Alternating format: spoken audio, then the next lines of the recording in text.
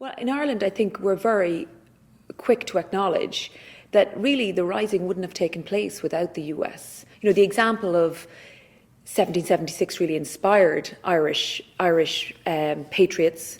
America provided quite a lot of financial assistance. As you'll know, of course, America provided safe harbour to some of those who were being persecuted for seeking Irish independence. 5 of the 7 signatories to the proclamation of Irish independence in 1916 spent a significant amount of time here. James Connolly was on Mission Hill. He was one of the leaders of the Rising. I know Pádraig Pearse was here. I think it was just a year before the Rising in Massachusetts as well.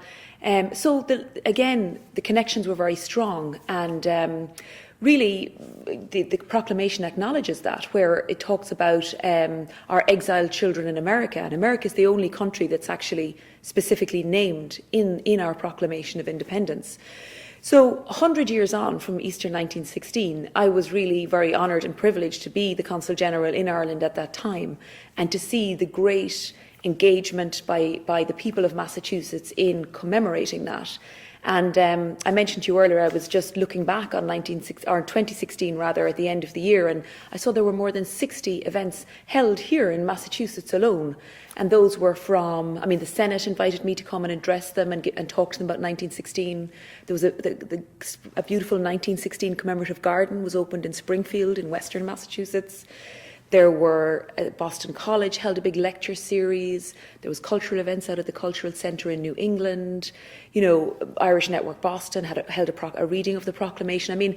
There were just so many cultural, commemorative, political events. And it's very, very special, actually, that the people of Massachusetts supported and engaged with that to the extent that they did.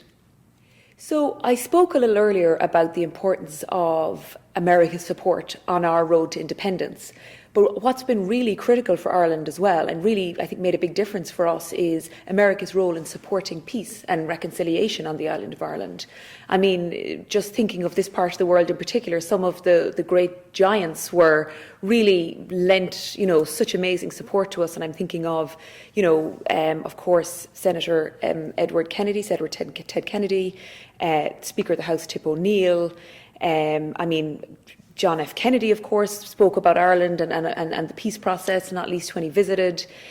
In current days, you have people like Congressman Richie Neal, who's been, a really fulsome supporter of the Irish peace process. But on both sides of the aisle, actually, we had such wonderful support from America. And, I know there were many occasions when things came to an impasse, and the current occupant, or the occupant of the White House at that time, would pick up the phone, and that phone call would manage to, unblock some log jams. And I think the Irish people really have been so very grateful for this support that was really critical in our road to peace. And of course, even in current days, Senator George Mitchell was absolutely a key player in the Good Friday Agreement, which was transformational in the history of Northern Ireland. And Senator Gary Hart, to this day, his role, as he was appointed, of course, by Secretary of State John Kerry, his role was very important as well. And I just want to, on behalf of the Irish government, acknowledge that.